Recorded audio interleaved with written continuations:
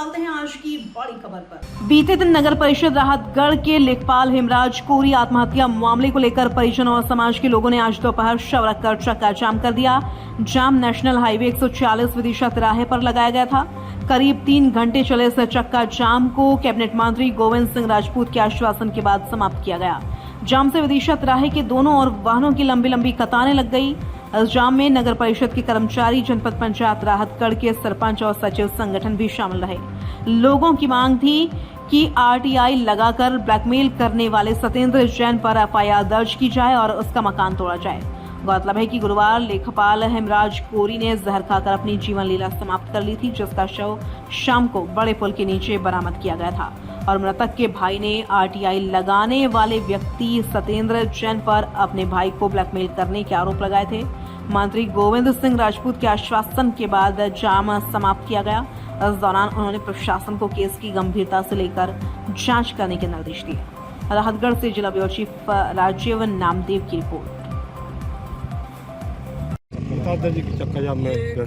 RTI कार्यकर्ताओं द्वारा unnecessary दबाव डाला जा रहा है। उस दबाव के कारण ऐसी स्थिति बन रही है कि लोग, हमारे जो कर्मचारी हैं या हमारे सचिव महोदय लोग हैं या सरपंच जी हैं या कोई भी कर्मचारी है, विभाग के कर्मचारी इतने प्रताड़ित हो गए हैं कि आज एक कर्मचारी को ऐसा कदम उठाना पड़ा और भविष्य में ऐसी कई घटनाएं हो सकती हैं। यदि इन बेलगाम लोगों को लगाम नहीं लगाई गई है तो कई घटनाएं हो सकती हैं। अभी कभी हमारे सरपंच साथियों ने बताया है कि कई लोगों के ऊपर आरटीआई लगी है। तो सरकार की व्यवस्था आरटीआई पारदर्शिता के लिए है, ब्लैकमेलिंग के लिए नहीं है। ये ब्लैकमेलिंग हो रही है, दबाव डाला जा रहा है। पैसे की व्यवस्था करो, कहाँ से करें?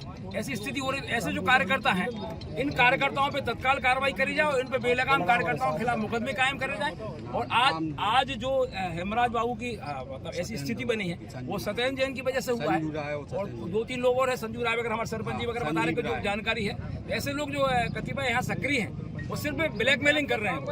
ऐसी ब्लैकमेलिंग ना हो भाई, इस तरह की ऐसी घटनाएं हो घटेंगी।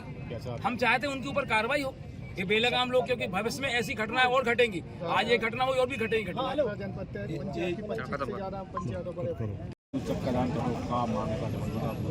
चक्का जाम इसलिए कि हमारे हेमराज भाई हैं जो उनकी लाने ब्लैकमेल कर रहा था सत्येंद्र जैन, इसलिए उसके कारण उनने आत्महत्या कर ली। और आए दिन ब्लैकमेल करता रहा था, उनने हमसे कही भी है ये बात। तो अब उसी के विरुद्ध में हम चाहते हैं तो उसका मकान तोड़े जाए। हमारा पूरा भाई चला गया, परिवार हो गया। उसके विरुद्ध में हम चाहते हैं कि कानूनी कार्रवाई हो और उस पर 302 की धारा लगे। और उसका, हमारा तो पूरा मकान ही टूट गया, उसका ही मकान टूटना चाहिए।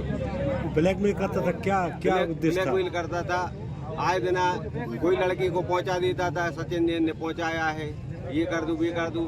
हमारी भाभी भी परेशान थी कि एक लड़का आता है, वो लौट के आते हैं और ये ऐसे हो जाते हैं। और रुपए की मांग करता था, उसने कम से कम करीब 40 लाख रुपए की मांग की थी। और हमारे भाई ने हमारे इस भाई की सगाई तोड़ दी। हमने क्यों तोड़ दी? कह रहे हमारे पास पैसों का अभाव आ गया। अचानक से पैसों का अभाव क्यों आ गया, ऐसा क्या है? कह रहे अब वो हम नहीं बता रहे हैं। कह रहे एक व्यक्ति है जो हमें ब्लैकमेल करता है, सत्येंद्र जैन। किस बात के लिए? जी, अब पैसों के मामले में करता है सर उनका। और क्या है ब्लैकमेल को मतलब है कि इनसे पैसा चाहिए, काय के चाहिए, उनका क्या है ये तो क्या बताएं। क्या चाहते हैं आप लोग? हम चाहते हैं न्याय चाहते हैं।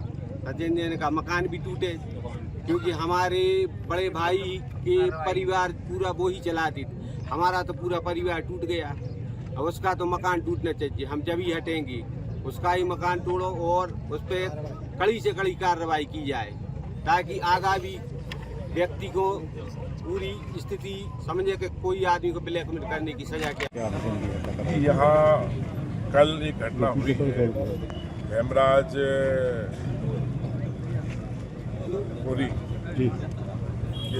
जो नगर पालिका में है, नगर पंचायत में लेखापाल के पद पर पदस्थ थे, उन्होंने आत्महत्या कर ली। रिपोर्ट आनी अभी आने वाली है उसकी। और यहाँ की काफ़ी लोगों का कहना है, जो आदमी जब यहाँ पहुँचा तो पूरे राहतगढ़ के आसपास सभी यहाँ प्रमुख कार्यकर्ता भी हैं, जनसेवा भी यहाँ, समाज सेवी भी हैं, सभी समाज के लोग हैं। और यहाँ जिस समाज का वो व्यक्ति था उस समाज के लोग भी काफ़ी लोग यहाँ हैं। सबका कहना है कोई सत्येंद्र जैन नाम का व्यक्ति यहाँ है जो फर्जी ITI लगाता है और लोगों से इस प्रकार की वसूली करता है। इनके लोगों ने कहा कि उसने मरते समय ये कहा भी है कि कुछ पैसे की मांग भी की थी। तो मैंने सबकी सुनने के बाद पुलिस के SDOP और TI महोदय से कहा है कि भाई इसकी गंभीरता से जांच कर लो और जांच के बाद में जो भी प्रकरण बनता है वो प्रकरण कायम किया जाए और इनके लोगों को न्याय मिलना चाहिए और जिसने गलती की उसको सजा मिलना चाहिए। फिलहाल के लिए इस खबर में इतना ही। देश और दुनिया से जुड़ी हर खबर देखने के लिए हमारे चैनल Z24 TV न्यूज को लाइक करें, सब्सक्राइब करें और हाँ, वीडियोस को शेयर करना ना भूलें। नमस्कार।